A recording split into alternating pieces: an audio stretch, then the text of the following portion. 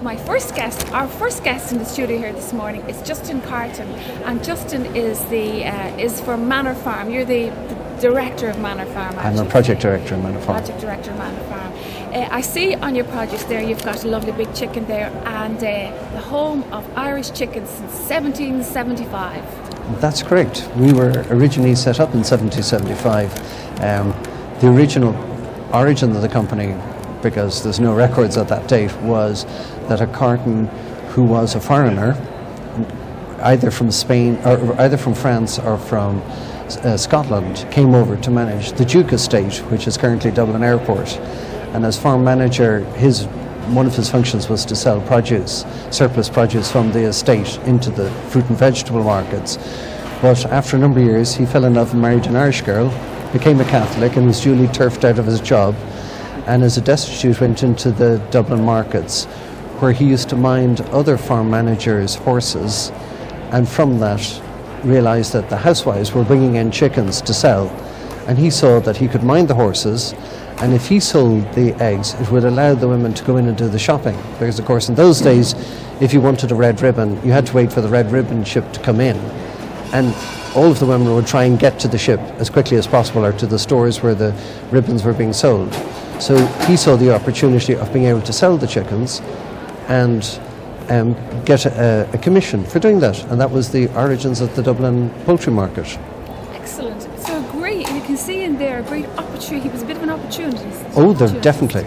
And I'd like to say as well, and we had a little joke earlier on, that you are actually around since before Guinness. Oh, absolutely. In fact, there's a funny story about probably around the 1800s when we had a well, and our well went dry because a guy started drilling deeper than us, which was Guinness, and then the rumour was that someone started deeper than him, which was Jameson. So there was always this battle for water in Dublin, because that was the big issue of getting clean water. Obviously in the cities at those times that was a big problem. In fact, one of the stories of the company and of the family was that during the famine there was a huge amount of people came into Dublin destitute because they left the farms, they came into Dublin looking for food, and they were dying, and that created a cholera outbreak in the summer of 1846. And the Carton at the time, he had a farm out in Potterstown, which is where IKEA is along the M50, and he used to bring fresh water in for the workers and their families. And in the records of the famine at that time, the mortality in that area of Dublin called Linen Hall was one of the lowest, because he was simply bringing in clean water. So yeah, it's an amazing story, and the history just goes so far back. And actually it's great to see that the name Carton is still carried down the line. Yes, it is actually funny that it's held on to all those years. It's been father to son for 8 generations. However, I've got 3 daughters, and my brother Vincent, who's my partner, he's got 5 daughters. So there is actually no new son. But we can work ways of working around these things nowadays. Yes. Like royalty, just pass it to the next generation. Yes. Excellent. So I know from listening to the ladies at work and talking about Manor Farm chicken, one of the best flavours, best stuff. So tell us, what is so special about Manor Farm chickens? I think what's so special about it is that we are very much linked with our farmer group. We don't grow chickens ourselves. We have contracted farmers. So that's just what I was going to ask you. What is your strategy? How do you work out? How does it work out? Okay, so the way we work is we start, in a sense, our involvement with chickens at the day-old parent. And we buy in those day-old chickens and we give them to a group of farmers whom we call the rearers. And they rear those birds up to 18 weeks. And then we transfer them to another set of farmers called the supply farmers, who after about 25 weeks start producing eggs that goes to the hatchery where they're hatched, and they then go out to a new set of farmers, a third set of farmers called the growers. They rear the chickens up until somewhere between 30 and 40 days, and they go into the plant depending on what weight we want. So we kill them young for smaller birds or older for bigger birds. Excellent. So I'll get back to the question I asked you first. I'm so rudely interrupted. Why does Manor Farm chicken taste so good? I think it tastes so good because, first of all, we control every element of the supply chain.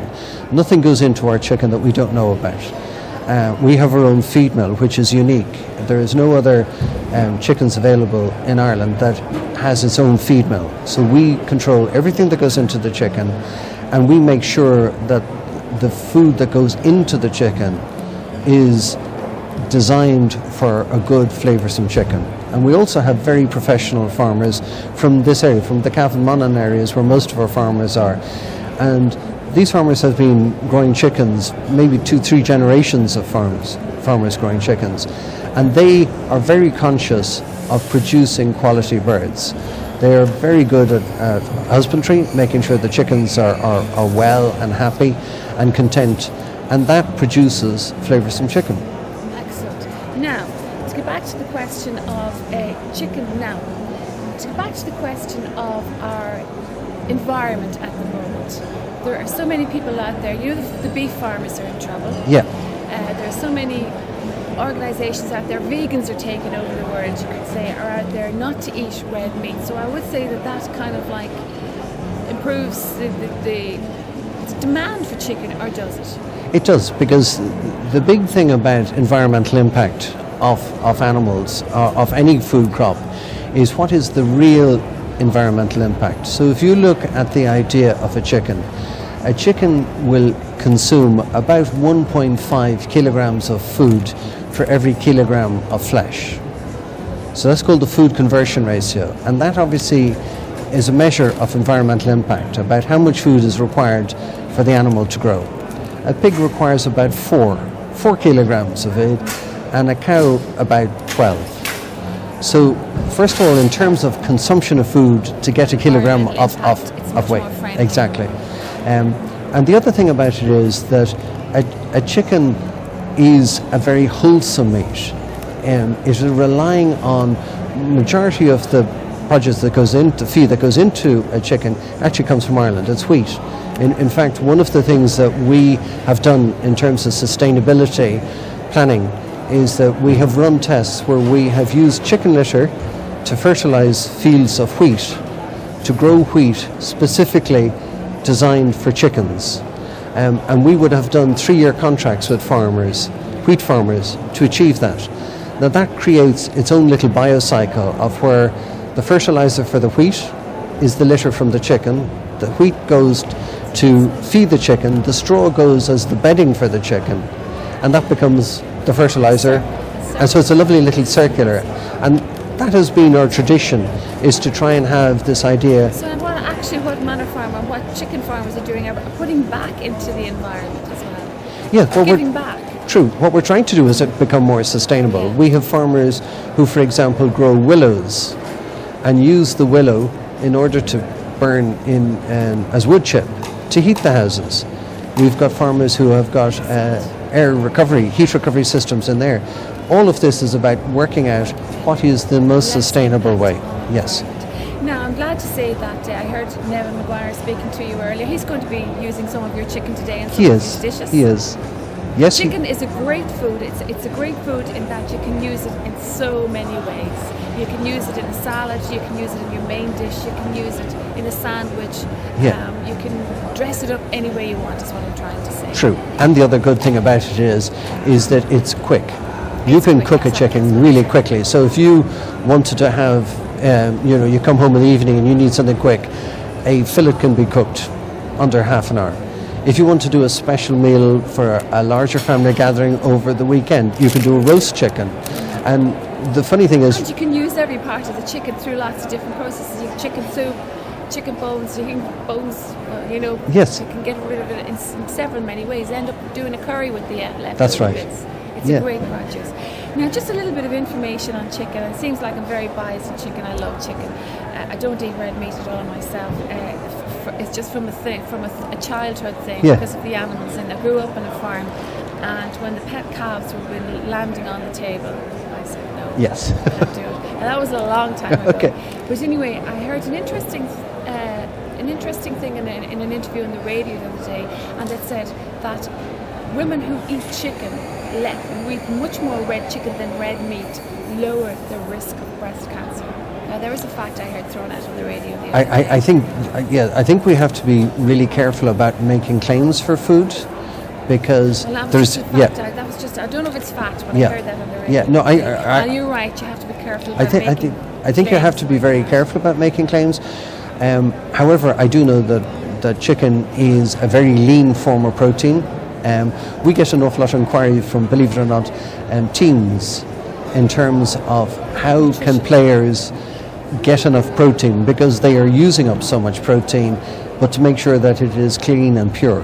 And we would do an awful lot of work with nutritionists, sports nutritionists, in terms of having diets for sports and athletes, because poultry is so clean. And as I said initially, because we can guarantee everything that goes into a chicken, we know that it will pass all the regulations in terms of any sort of residues. There is no residue in chicken. Excellent. Now, people come along to your stall today. You have your stand down there. It's halfway down in the main aisle there. Very plain to see. And you welcome people onto your stand. Are you providing nice, tasty goods? We're looking at. We're providing. One of our favourites is chili ginger and lime chicken fillets. I think I can smell it already. Yes, it's gorgeous. They will be cooking up. We're also doing chicken thigh meat, which is chicken thigh meat in Ireland. It's one of those funny meats. Either people love it or they don't know about it. Thigh meat is in fact a beautiful part of the chicken. It's a lovely moist meat, whereas fillet meat can be a little bit dry. It's very hard to cook fillet meat and get it right. Thigh meat is just lovely. We're doing some thigh meat products as well. Okay, now just one last little thing I'm going to let you get back to work. Last year you took a trip to Haiti. You were talking to Haiti. So tell me about the trip. Okay, so we have been sponsoring the building of chicken coops in Haiti, and the idea was that we wanted to try and help the Haitian people get back after the earthquake and then the hurricane. And in fact, we had started building coops before the hurricane. Unfortunately, we were building wooden coops, and when the hurricane came, they all went into the sea. So last year, what we decided was that we would send a team of people out. So we sent a team of 9 people out to build a chicken coop. And we built a chicken coop in 5 days. And it was a really interesting work experience. I was involved in the trip. It was a really good experience. Over there, they have nothing. And when I mean nothing is, in order to build the chicken coop, we had 4 wheelbarrows, one of which had a broken wheel. We had 4 shovels, 2 wire cutters, and 1 hacksaw. And many men. And there was 9 of us, and there was about 20 local helpers. In order to make the cement for the floor of the chicken coop, we actually had to get a local guy to dig up a riverbed. We had to import the cement, and we had to hand mix everything. There was no grading of the gravel, so we had to throw the boulders out, and that was all done by hand. Even worse, when we built the block wall up, the mortar between the bricks, we had to hand sieve that in a little sieve, hand sieve it. So it became known as shaky in terms of trying to sieve the sand.